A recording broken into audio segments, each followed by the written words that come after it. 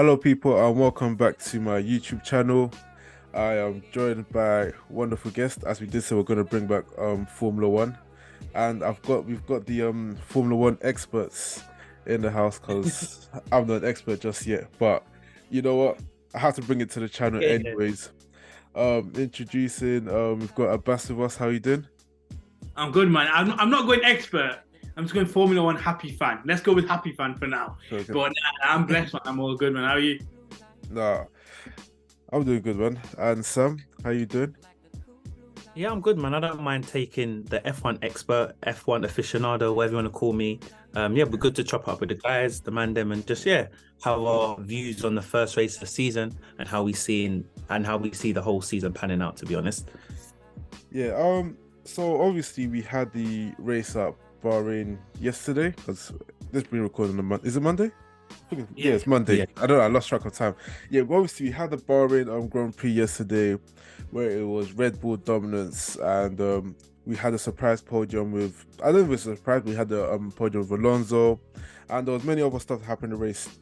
Just first one before we have a deep dive, did that race pan out the way you expected it to?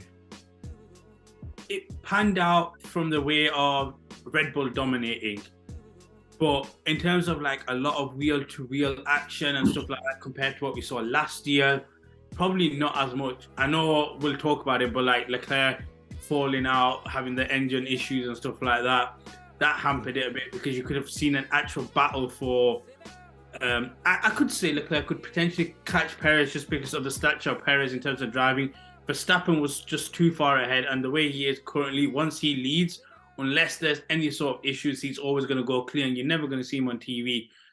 But the race in itself was a bit of a dull fest, really. Outside of a few little things, a few storylines, it was just a case of Verstappen got clear, Perez clipped his second, and then it was like, yeah, let's see what happens for third. But it kind of panned out in the way from the start. So, like I said, once Verstappen took the lead, the fact that Perez was number two uh, uh, in terms of on the grid, you could kind of see it was going to be difficult to overtake one, let alone two Red Bulls. But yeah, Yeah. again, we have a dud fest. look, I didn't even like I said, I didn't watch the race. I was out, but just seeing from the group chat and Twitter and so forth. Obviously, Max dominated, but to be honest, I was being very optimistic and I was being pessimistic in the terms of like I was hoping to see Lewis challenge, and from pre-season testing and so forth, we saw the Mercedes wasn't up to par. But I thought, you know what, Lewis, when it comes to race day, he can eke something out in it, and I was a bit disappointed that look, he came fifth, but yeah, it was just another domination from Max, and we see that at the moment, the last couple of years, Red Bull have had the best car, and they've got their number one driver in the best car, which is set up to, to his abilities, and what he's good at doing. So, surprising, no, but I would like to just see more entertainment moving forward and see some wall-to-wall action and seeing someone apart from Perez trying to push Max in terms of having a title challenge. So just going off that and just not to be too technical, or we can't be too technical. I was listening to a lot of things about how the Bahrain track is and how it's very harsh on tires and stuff like that. And Carlos Sainz was saying yesterday in terms of whenever he tried to fight back, he was just hurting his tires too much. And then they say the next race in Saudi doesn't affect the tires as much. And so in regards to tire degradation, if I said that right, do you think this Yeah. race was just a one-off and it's going to be more competitive going forward, or do you think this race is basically what's going to be the season? I'll quickly jump in if possible. Yeah. With that, it's race by race because each race is gonna have an advantage or disadvantage to a particular team. Some teams' cars are gonna be set up better for particular races.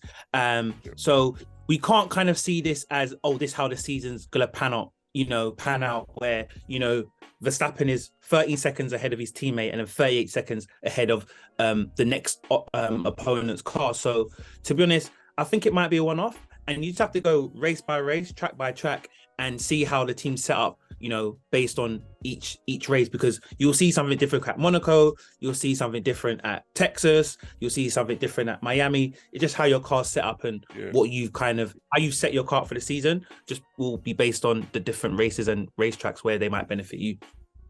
And to go on your point, I remember like Leclerc, he saved a set of fresh soft tires, which would have been basically put on, because I think a lot of the people were going for a one-stop strategy, whereas I think Ferrari would have gone for the two-stop, put Leclerc on the freshest soft tires towards the back in the race and have that speed.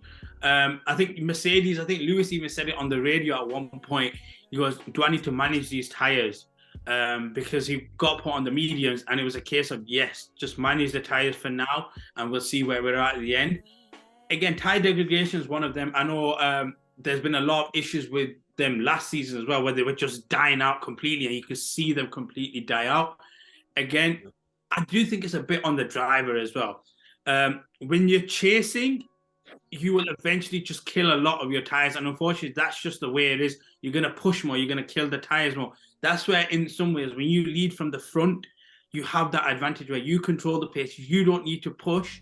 The guy behind you needs to push. And then because you've been able to maintain your tires, you have that opportunity to be able to push on them tires that are maybe a couple of laps older, but not used as heavy as the person that's basically pushing behind you as well.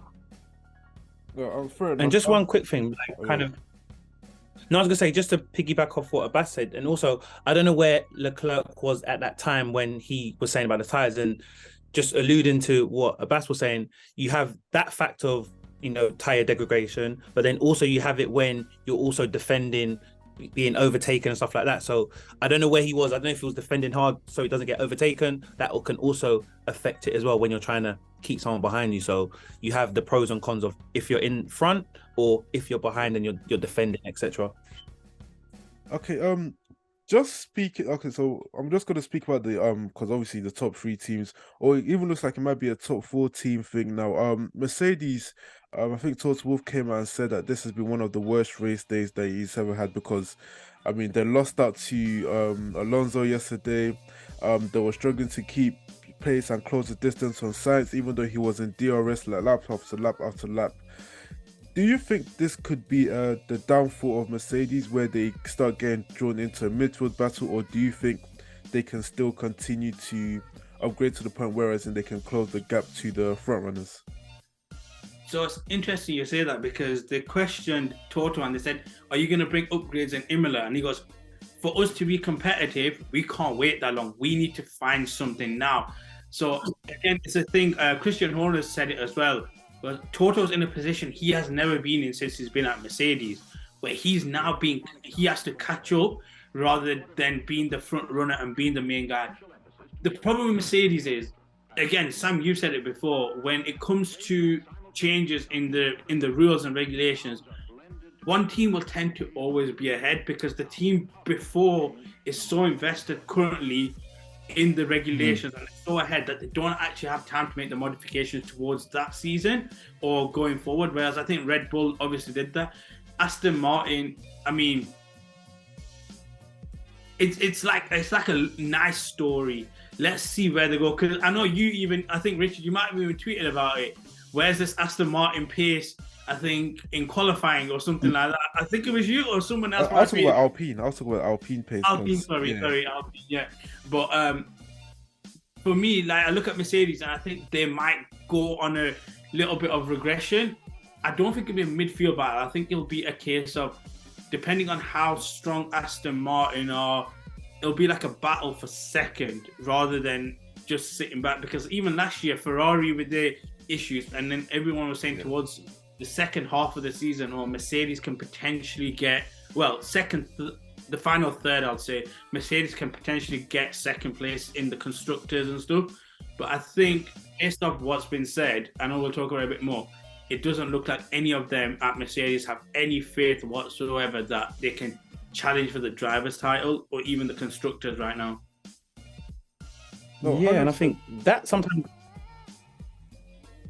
I know, because I was just gonna say 100%, because obviously I'm not a mechanic, but then you can see the like aerodynamics of each car and how they're different. So it terms like basically affects how fast the car will go, the how the wind passes through the car, and you can see that Mercedes seems to have gone in a different direction from most of the teams. But a lot of the teams seem to have copied Red Bull, but then obviously Mercedes or Mercedes, they want to do it their own way and make sure it goes their own way. But then you see Hamilton at the end of the race saying there's so much more work to do, this and that.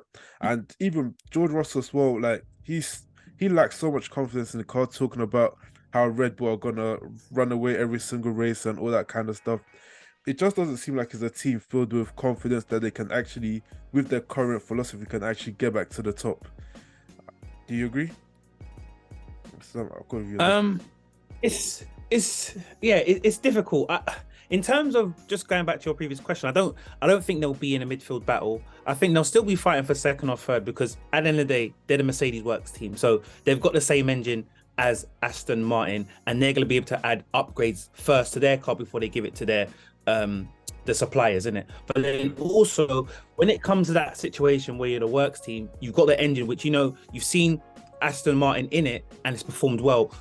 On your end, that means your chassis, or however you pronounce it, chassis isn't up to par in regards to what you need to do. So that's where they have to make changes with that, and then obviously do some mods and upgrades to the car. To be honest, I think it's funny you said that, because Toto even said that at the end.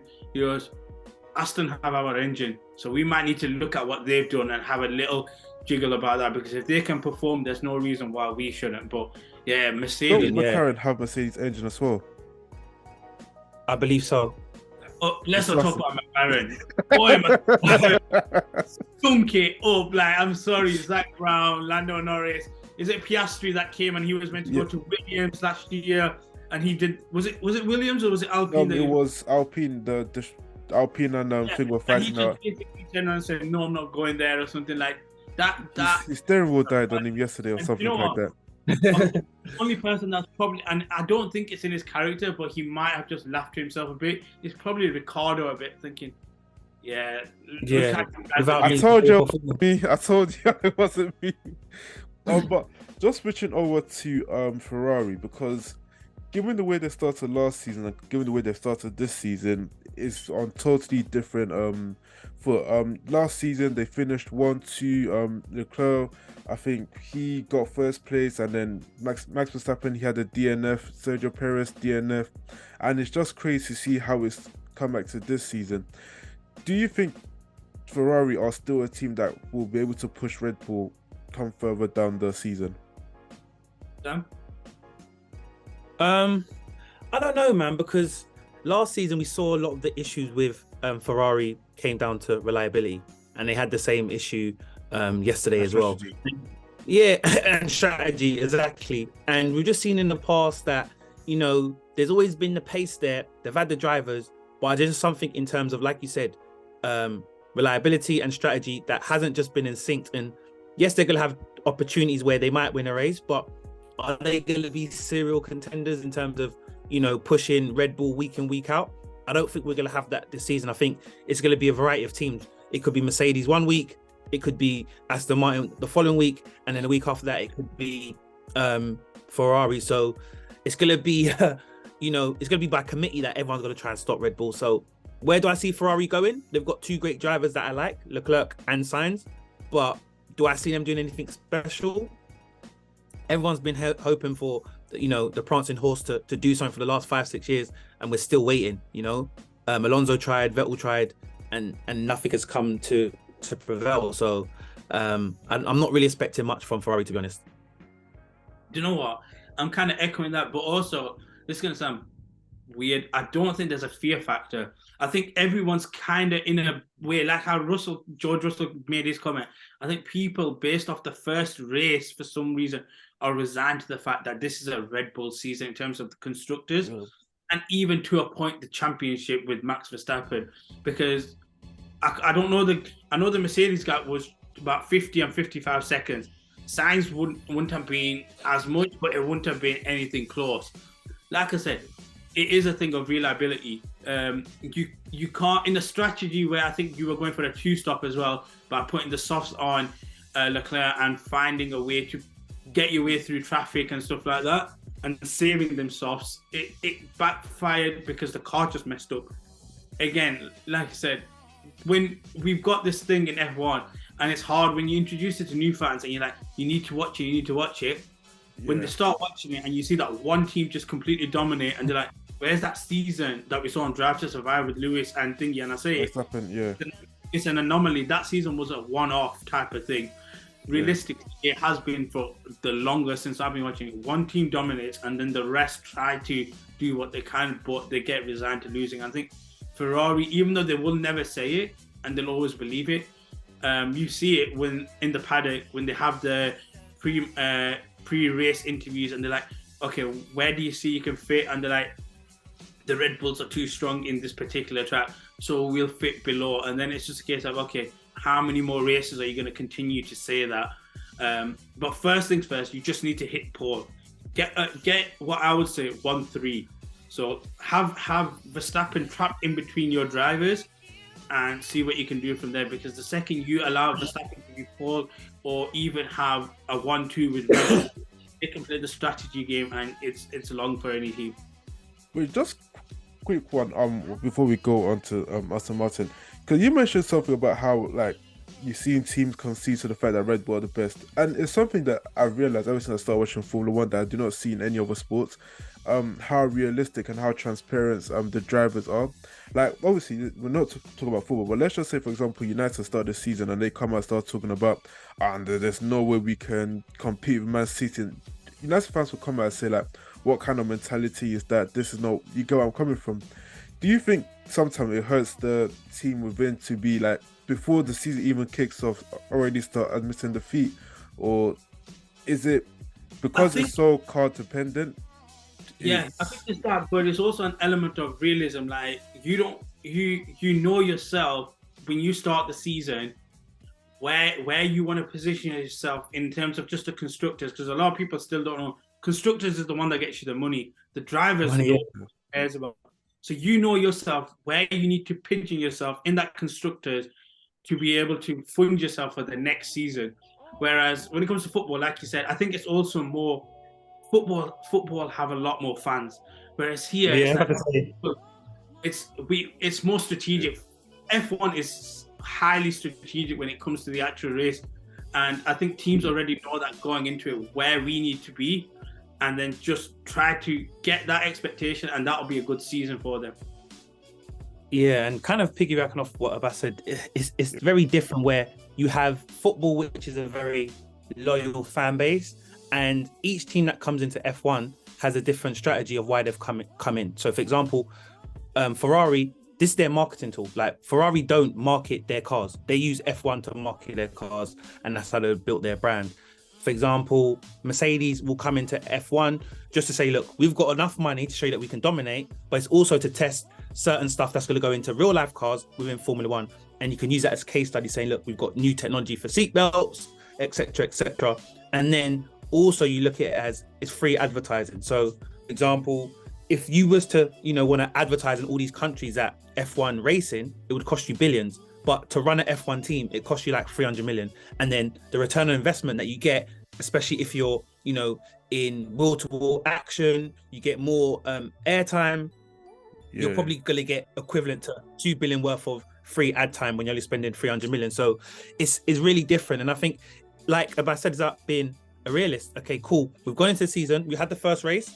Our objectives were here. And we've had this first race. We've kind of come back to reality. We know where we are, and let's not lie to our fans. We'll just say, look, at the moment we're going to struggle.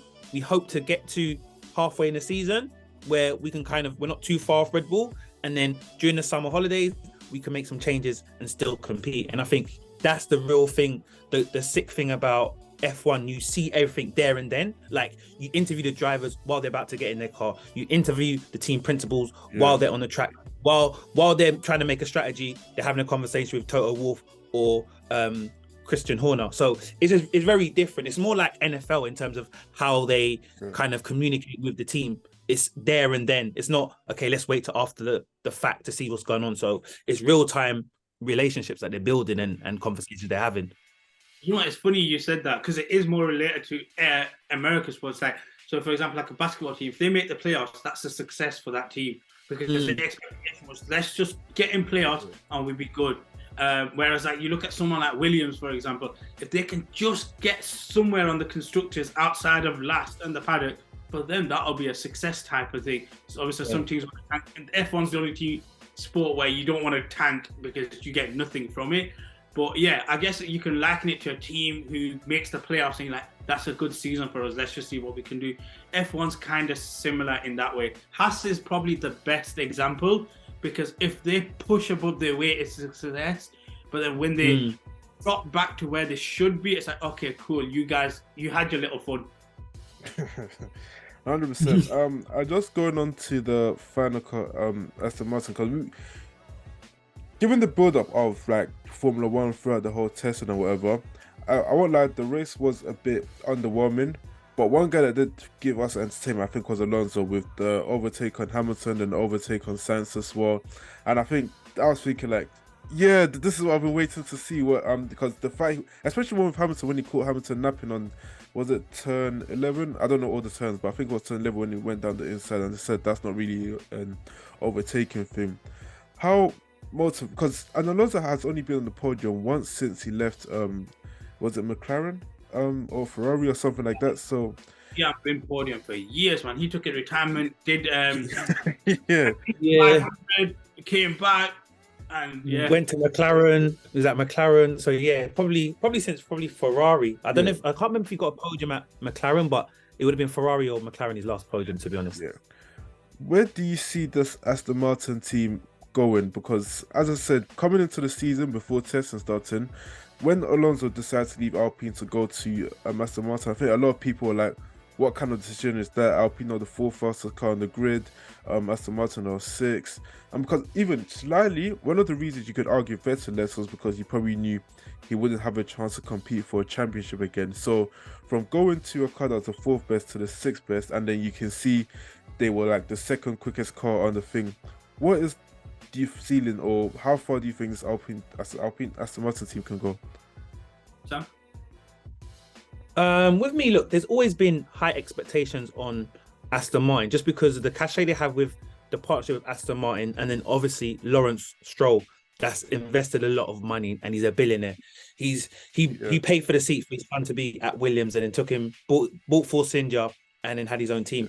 And there's always been that expectation that if these guys have the right people behind them, the right tech guys, the right strategy guys, the right drivers, there's something that you can kind of get out of that car, because they're using a Mercedes engine, which is top 2 or top 3. So they've got a great engine, they've got money behind them, so they can build a team that can kind of compete against, the McLarens and the middle packs, the Alpines and so forth. So I think they're probably going to be the dark horses, and especially having Alonso as a driver, he always flourishes in these type of situations. And we know what type of talent he is as a driver. So you put him in a good car, there's going to be races where he's going to step up and he's going to surprise people and finish on the podium, more than you've ever seen him in the last couple of years. So I would say if you take out the top 3, they're top of the pack. That's the team that everyone's going to watch out for and say, do you know what? Not necessarily Lance Stroll, but Alonso in a car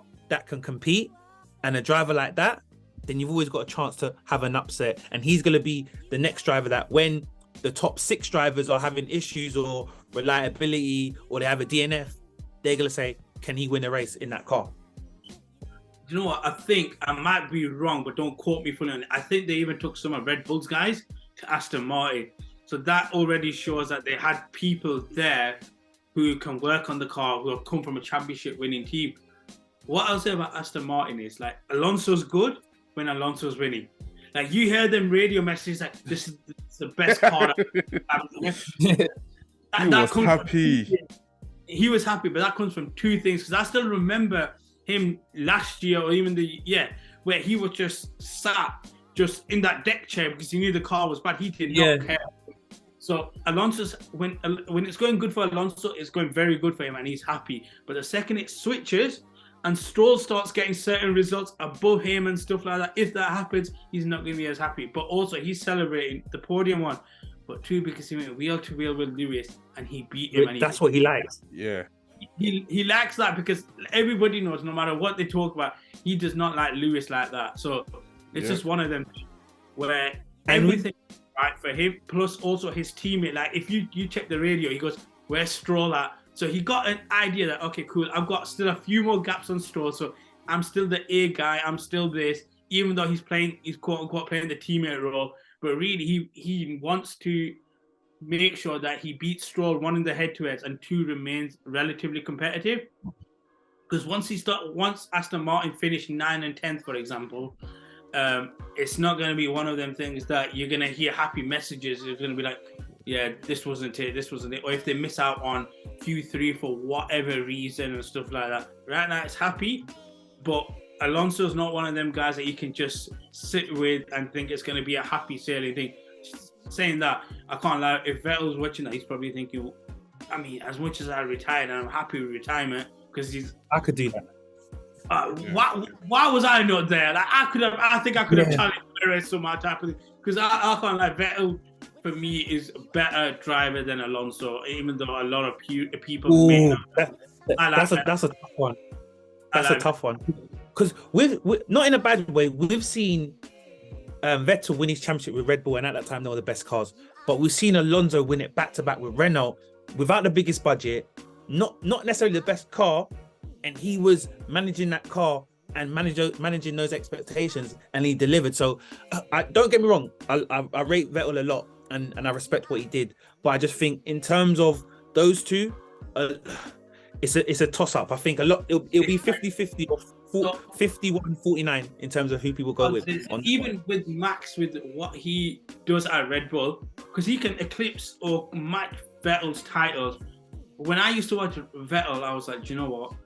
Like nobody's touching. He's completing the hat trick, whether he wants to give Mark Webber a shot. He's not even letting you do that. Like he had that certain killer mentality that Verstappen's showing to a point here, I think. But that's why I give him the edge over Alonso personally. And one thing about Verstappen and Max, those two, because obviously they're the same team that they're racing for. Vettel and Max. It's very difficult because when Vettel was racing, there was probably 5 less races, so that's an issue there. But then also the setup of the car now is tailored a lot to Max in terms of how he drives and how aggressive he is, and that's why you see having the same car, Perez can't compete, because the way Max's car is set up is to benefit him and how he races. Whereas you see Perez is more of a guy that he likes to be in the back seat, defending, using his tires, going on long stints. Whereas Max is aggressive, and that's how the car is, and he can thrive in that scenario, in that situation. If the cars were equal, I think it would be more competitive in terms of where they're at. It would be competitive, but right now, I know people will say about how I'm living in the moment, but I do think there's a bit of youth on Max's side, obviously. I think he's the best driver on the track. He's better than like Lewis, Charles, Fernando, stuff like that. I think Max right now, cars put to one side, I think he's, for me, the better driver out of everyone as well. I mean, because even last season, there was time he started 10th and 12th on the grid, and he was still able to go on and win the race. I mean, even though he still had a very quick car, I think that's what I say. That's based on the car, though. Yeah, I 100% agree. But what I'm saying is that because I think during those times as well, especially last season, if you not talk about over one lap, not talk about race pace, Ferrari was still hanging in with Red Bull like throughout the whole season. And if you start 12th on the grid and you're able to still go on and win the race, I do think that sometimes it's just to do it more than the car, and it comes with talent as well to be able to go. Yeah, but if we go back to when Mercedes was winning, we'd seen Lewis do that as well. And yes, Lewis is a great driver, but you've got the car and the machinery to outpace everyone. So like the article, the guy was saying, this isn't to throw shade at anyone at Red Bull Racing or Max or anything, honestly, but the car is set up in a unique way. that is built around the lead driver, and that's Max. And look, I totally get why. This is from Alex Albon. He's like, I mean, when it's all said and done, he might be the greatest driver of all time, but he has a very distinct style of driving, and he likes his car set up a certain way, and that's hard for a lot of drivers to sync up with. Of course, you can tinker and tweak your own car, but just the Red Bull in general is suited to Max's style. So how the car set up is there to help Max in terms of his style, and that's what you can see, because you've got two drivers that are supposedly in the same car, and there's always a crazy gap. Like, you can't have the same machinery and there's a 13-second gap. Make it make sense. No, I agree with you. Just quick last point on the Aston Martin, because during qualifying when Alonso finished 5th on the grid, it felt like a disappointment because everybody just expected more. And I think it's also to do with the excitement of a new team coming there, the front and stuff. So I said, when everyone was talking about during testing how they're matching Ferrari's pace, how they're this and that, Alonso keeps talking about how we were the second quickest car yesterday and blah blah blah. Is it a realistic expectation to think that this Aston Martin team can actually finish second in the constructors? No, I'm just leave it as that. No, I don't think it can, because you've got one elite driver, or kind of elite driver to a point in Alonso, but then the other side you got Stroll, who is a bit unreliable. Like, they even went wheel to wheel with each other. Like, if you're doing that, there's a certain level where they'd have to give instructions to one particular driver, like, you back off, you got to give him way. And I don't think Aston Martin are there yet. Similarly to like how Ferrari wasn't there to fully compete with Red Bull, they were just trying their best. I think Aston Martin's going to have one of them seasons where they're going to try, but like I said, once it starts going bad, mark my words, you're not going to get this happy Alonso and like, no worry guys, next time type of thing. He's going to be mad. No, Sam, what do you think? Actually, you said no anyways. No, yeah, I said no because I just don't see it. I don't see them having the longevity to do that continuously. And like Abbas was saying, you got Lance Stroll that's very inconsistent, and I don't see him as a quality driver. At the end of the day, they say he's on the grid because of his dad. Exactly, he's paid his dues, but he's only there because of his dad. So if they had another driver, just say maybe, I don't know, just say it was Ricciardo or whoever that may be that can actually get points and be consistent, I'd say, okay, cool, maybe they've got a chance of not being second, but finishing the top 3 or 4. Yeah, but second, I still think Mercedes and Ferrari will fix up and, you know, be able to dominate, especially Mercedes being the works car. They would hate to be, beaten by supplier. That it just looks crazy. You know, that will remind me of Red Bull and who was it? Was it Honda? No, Ricciardo made the move and he was outperforming Red Bull at the time or something. I can't. Yeah, with the Honda car. Yeah, it just looked crazy. Yeah, I remember that. They were just like, yo, what is this? Yeah. They want to do that. So I think Mercedes are going to fix up and pattern up their car. And yeah, just hopefully we just get a great season, because that's one thing where a lot of the fans tail off, where it's not competitive enough and you just tune in and you already know who's going to win. You don't want to see that. Like, as much as, people are going to say, I'm a Lewis Hamilton fan. When Lewis Hamilton was doing it, I wasn't saying nothing. But you still want to have races where it's will to will. You're seeing the best go at it, and we're seeing, okay, who prevails and who's the best driver on that day. And at the moment, we're not seeing that, you know. So hopefully they can fix some stuff up, man. No, I 100% agree. That is all we do have time for today. As I said, it's more like a Bahrain review, so we'll probably be back after the Saudi race to cover that race and whatever new news comes out in Formula One. Thank you guys for jumping on once again. I really do appreciate it. You want to shout out your social medias for whoever watches, whoever's watching, or yeah.